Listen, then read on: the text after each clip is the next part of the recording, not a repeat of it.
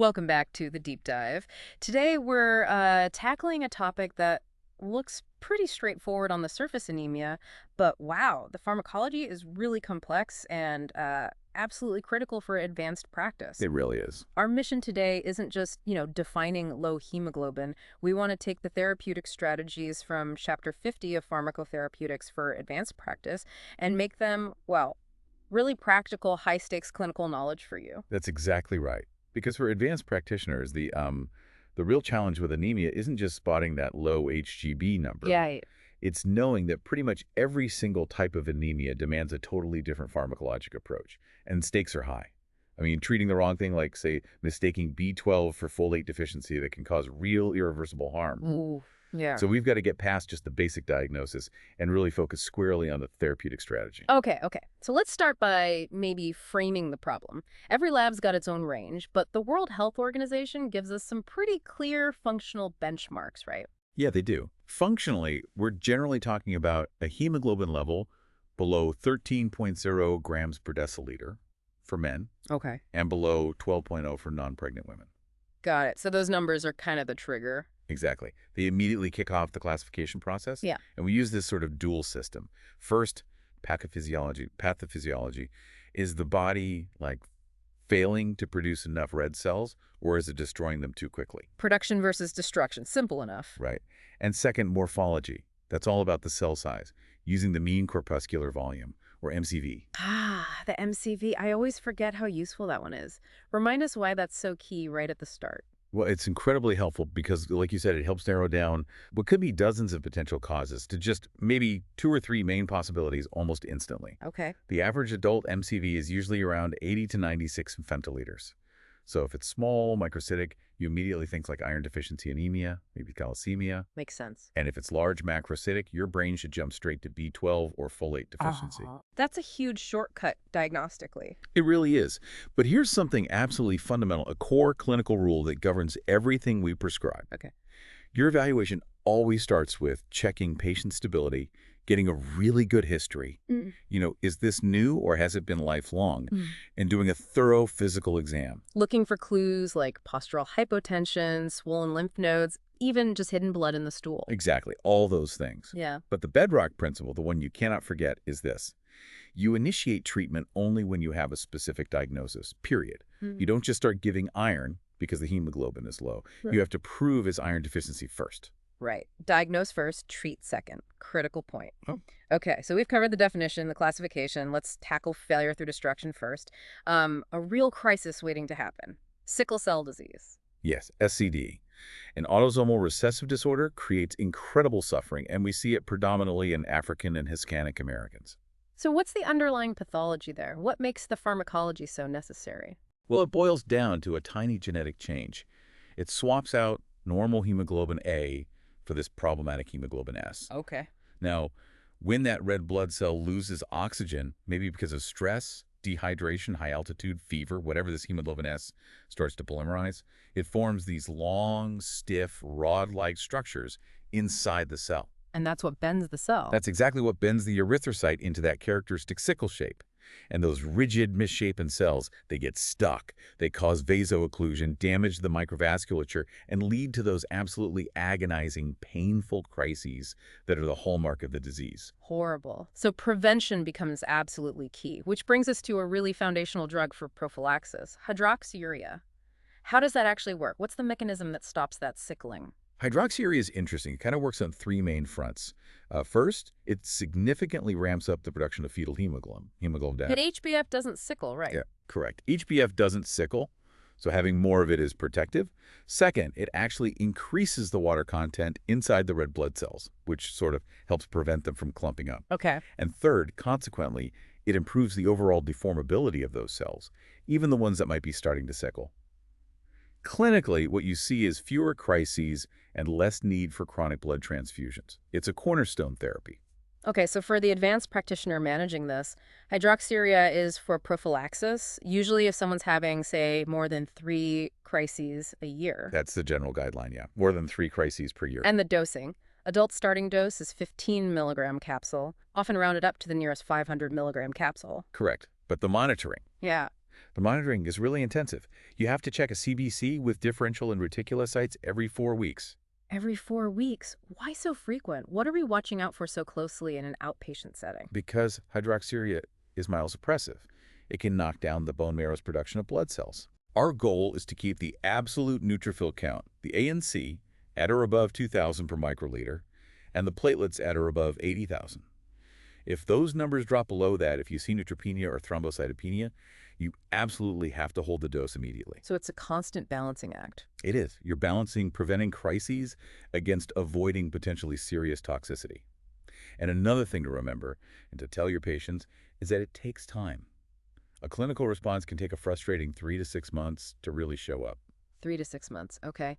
And beyond the myelosuppression, what other side effects are we concerned about? Remember things like skin changes. Yeah, you can see cutaneous hyperpigmentation, leg ulcers can be a problem, and there's also a long-term, though low, risk of secondary cancers. Right. Okay, now stepping into newer agents, we have Voxelotor, brand name Oxbryta. This one seems to take a more direct approach. It does. Voxelotor is approved for patients age 12 and older. It's classified as an HbS polymerization inhibitor. So it stops the rods from forming in the first place. Exactly. It literally binds to the hemoglobin S molecule and stabilizes it in its oxygenated state, preventing it from linking up and forming those stiff rods. The standard dose is 1,500 milligrams taken orally once a day. Okay. Any big red flags for prescribers there? Interactions? Absolutely. The big one is its metabolism via CYP3A4. Voxelotor is a substrate. So if your patient is taking a strong inhibitor of CYP3A4, you need to decrease the Voxelotor dose to 1,000 milligrams daily. Got it. Decrease with inhibitors. Right. And conversely, if they're on strong or even moderate inducers of CYP3A4, you actually need to increase the Voxelotor dose up to 2,500 milligrams daily. You really have to check those medication lists carefully. Good pearl.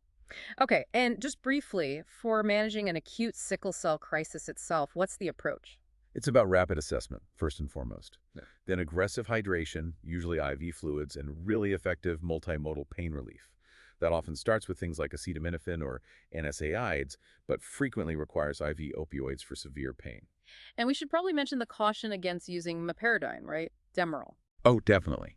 Meperidine is generally avoided as a first-line opioid, especially for repeated use, because its metabolite, normoperidine, can accumulate and actually lower the seizure threshold. Not something you want in an already stressed patient. Good point. Okay, so that covers failure through destruction with SCD. But honestly, the much more common problem is failure of production, isn't it? By far. Let's start with the absolute king of nutritional deficiencies worldwide. Iron deficiency anemia, or IDEA. What are the main ways this happens? How does production get halted? Yeah, IDEA is incredibly common. The causes generally fall into 3 big buckets. First, just not getting enough iron in the diet. Think very restrictive vegetarian diets, for example. Okay, insufficient intake. Second, inadequate absorption. This is a big one. We see it in malabsorption syndromes like celiac disease, or maybe after certain surgeries like gastric bypass, where the duodenum, which is the primary site for iron absorption, gets bypassed. Makes sense. And critically, certain drugs and even foods can really mess with absorption. Things like proton pump inhibitors, PPIs, H2 antagonists, they reduce stomach acid needed to absorb iron. Even coffee, tea, and milk can bind iron and reduce uptake. Wow, even coffee and tea. Good to know. And the third bucket? Increased demands. The body just needs more iron than it's getting.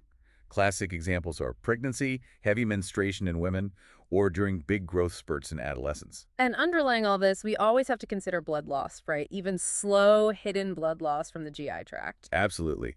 In adults, especially men and postmenopausal women, unexplained IDA should always make you think about chronic, often occult, gastrointestinal blood loss until proven otherwise. Okay, so given all these possibilities, how do we use lab tests to definitively nail down that it is iron deficiency and set our treatment path? The classic lab pattern you're looking for is low serum iron, and especially low ferritin. Ferritin reflects the body's iron stores. Alongside that, you'll typically see a high total iron binding capacity, or TIBC. High TIBC because the body's transport proteins are empty and looking for iron. Exactly. The capacity is high because the available iron is low. Here's your really high-yield diagnostic pearl, that ferritin concentration is the earliest and most sensitive indicator of iron depletion. A level less than, say, 12 to 30 nanograms per liter, depending on the lab, strongly suggests depleted stores. And a TIBC over 400 micrograms per deciliter really points towards IDA because the body's screaming for iron. Ferritin first, then TIBC. Got it. Yeah. Okay, diagnosis confirmed. We move to treatment. Oral iron replacement is usually the first step. Yes, absolutely. It's a preferred first line. It's inexpensive. It's generally very effective. Mhm. The typical adult starting dose aims for about 100 to 200 milligrams of elemental iron per day. Elemental iron. That's key because different salts have different amounts. Precisely. A common way to get this is with 325 milligram tablets of ferrous sulfate, usually taken 2 or 3 times a day. Now, absorption is best on an empty stomach, maybe with some vitamin C or orange juice to help. Ah, but there's the rub. Taking iron on an empty stomach often causes pretty significant GI side effects, right? Nausea, constipation, stomach cramps. Exactly. And that leads to a major practical challenge: compliance. Patients feel awful. They stop taking the iron. So how do we handle that? We know taking it without food maximizes absorption, but taking it with food helps with the side effects, even though it might cut absorption by, what, up to 2/3? Yeah, it can reduce absorption by up to 66%. It's a real balancing act and requires patient education. You start by encouraging them to try it on an empty stomach. If they absolutely cannot tolerate it, and many can't, then you have them take it with food. You accept the lower absorption because some iron absorbed is better than none because they stop taking it altogether. You just might need to treat them for longer. Right. A pragmatic approach. When does that struggle with tolerance or maybe a serious absorption issue push us towards using IV iron instead? IV iron is really reserved for specific situations. Things like documented chronic bleeding where oral iron just can't keep up, confirmed malabsorption syndromes, documented intolerance or failure of an adequate trial of oral iron, or in really severe cases, say, a hemoglobin down below 6 GDL with signs of poor perfusion, like dizziness or chest pain. Okay, reserved for specific needs. And once we start treatment, how do we track success? What are the goals and how long does it take? You should see the reticulocyte count. Those are the young red blood cells start to spike up within about 7 to 10 days. That shows that the bone marrow is responding. Good early sign. Yeah. And the hemoglobin itself should start to increase by about 0.7 to 1 gram per deciliter per week. But it's not a quick fix for the underlying problem. Right, we need to refill the stores. Exactly. Therapy usually needs to continue for a good 3 to 6 months after the hemoglobin normalizes. You're aiming to fully replete the body's iron stores. And we often track this by aiming for a serum ferritin level of maybe around 50 nanograms per liter, though some sources say higher. 3 to 6 months after normalization. Important reminder. And don't forget drug interactions. Oh, absolutely. Oral iron can chelate, meaning bind up certain antibiotics like tetracyclines and fluoroquinolones, reducing the absorption of both drugs. And as we mentioned, antacids, PPIs, H2 blockers, they all reduce iron absorption by decreasing stomach acid. Timing is key. Okay, let's shift gears slightly to another type of production failure, the anemia of chronic renal failure, or CRF. This isn't a nutrient deficiency, it's more of a hormone problem. Precisely.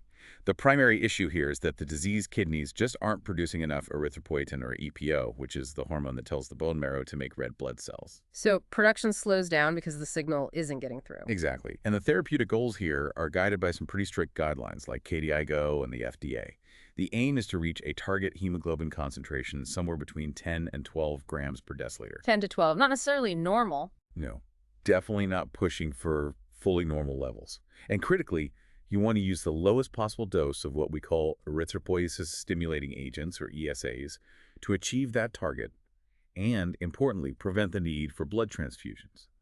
The absolute key instruction is you must reduce the dose or even interrupt therapy if the hemoglobin level goes above 11 GDL.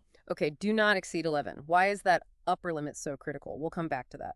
Let's look at the ESAs themselves first. We have epoetin alpha, like Epogen or Procrit, and the longer-acting darbepoetin alpha. How do they compare? They both work the same way. They're recombinant versions of human erythropoietin. They step in for the failing kidneys and stimulate red blood cell production and differentiation in the bone marrow. So they provide the missing signal. Exactly. The main practical difference is their duration of action, their half-life. Epoetin has a shorter half-life, around 8.5 hours, so it typically needs dosing maybe 3 times a week.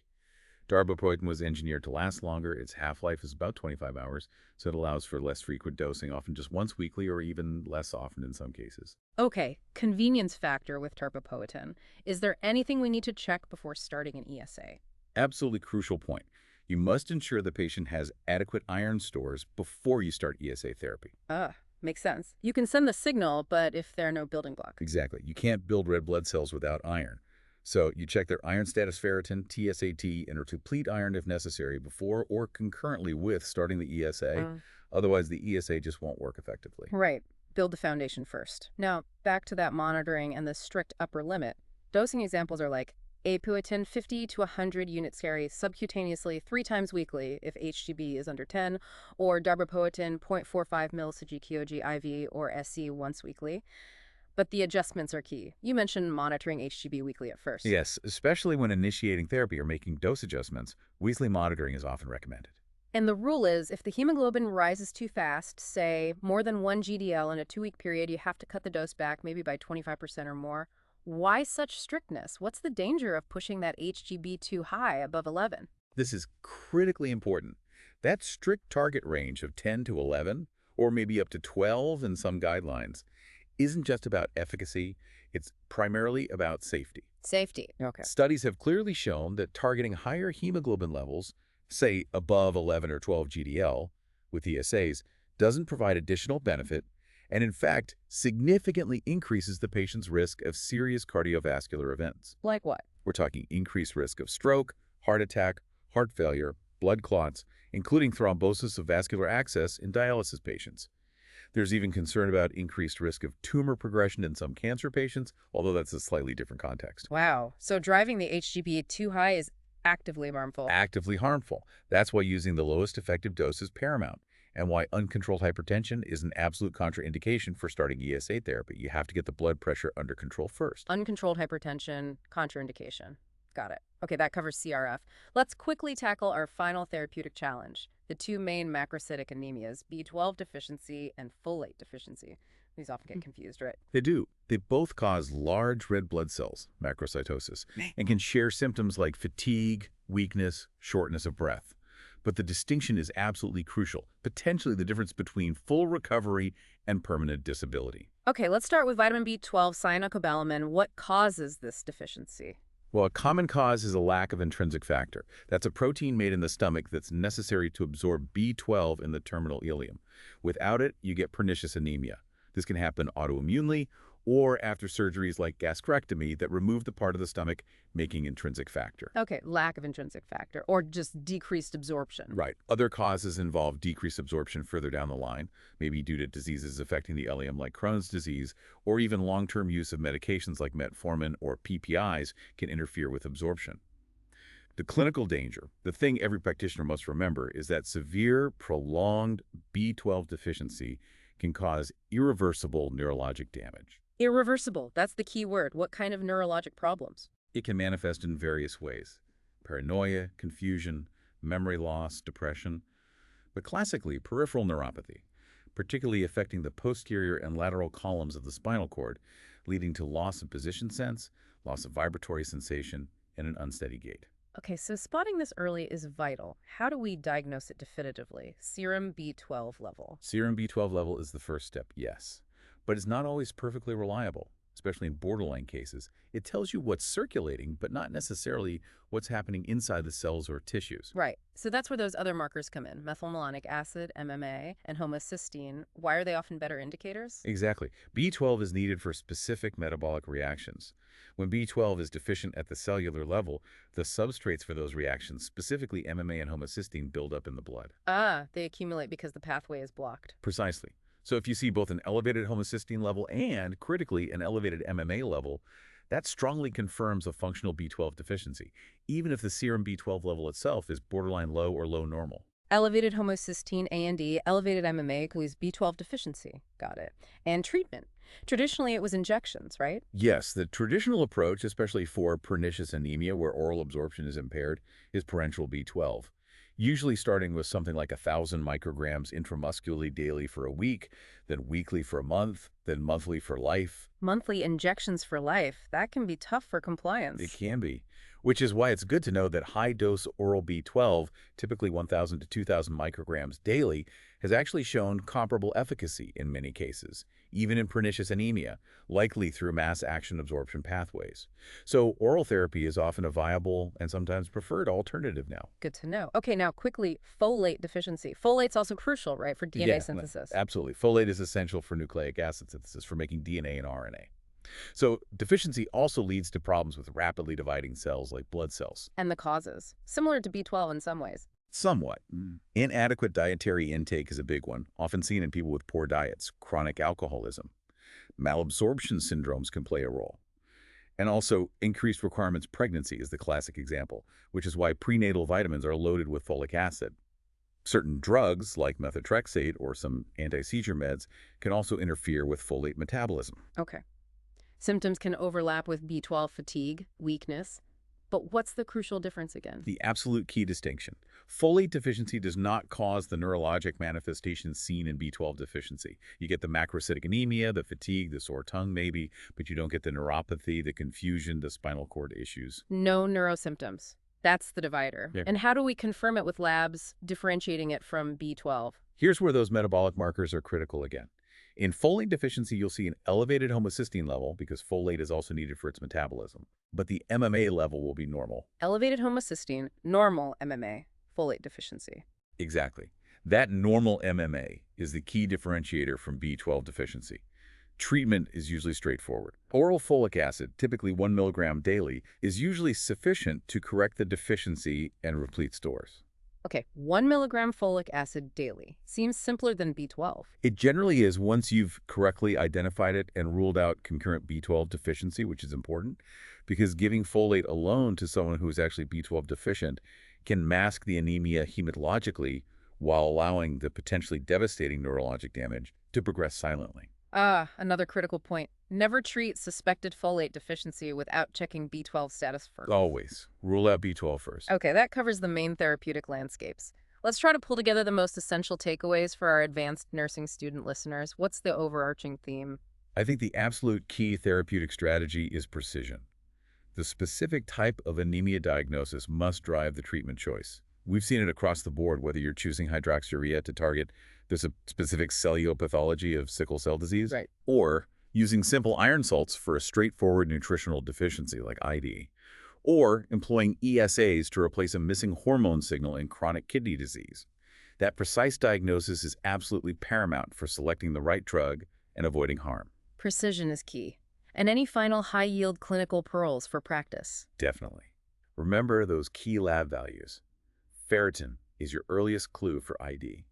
And that MMA homocysteine combination is indispensable for accurately distinguishing between B12 and folate deficiency. Get that wrong, and the consequences can be severe. MMA and homocysteine. Burn that into memory. And never forget the safety implications we discussed with ESAs in chronic kidney disease. That danger of targeting hemoglobin too high above 11 GDL is real. Increased risk of stroke, clots, heart failure. And remember that uncontrolled hypertension is a definite contraindication. Monitoring those parameters isn't just about checking boxes. It's actively protecting your patient from serious harm. Excellent recap. Monitoring matters. And maybe I'll leave you with one final thought to mull over. We focus a lot on starting therapies, but managing anemia is often like playing chess, thinking several moves ahead. Oh, so? Well, think about conditions requiring chronic transfusions, like severe thalassemia major. While transfusions rapidly fix the anemia, that chronic iron loading leads inevitably to hemosiderosis iron overload. Ah, fixing one problem creates another. Exactly. And that iron overload then requires its own complex, long-term, and often difficult pharmacologic treatment with iron chelation therapy, using drugs like deferoxamine or newer oral agents. It just highlights how every choice we make in managing anemia can have really significant downstream consequences. You always have to anticipate the next potential pharmacologic challenge. That's a powerful perspective. Fixing the HDB isn't always the end of the story. Thank you so much for walking us through this complex landscape today. My pleasure. It's crucial information. Absolutely. Thanks everyone for joining us for this deep dive into anemia pharmacology. We'll catch you next time.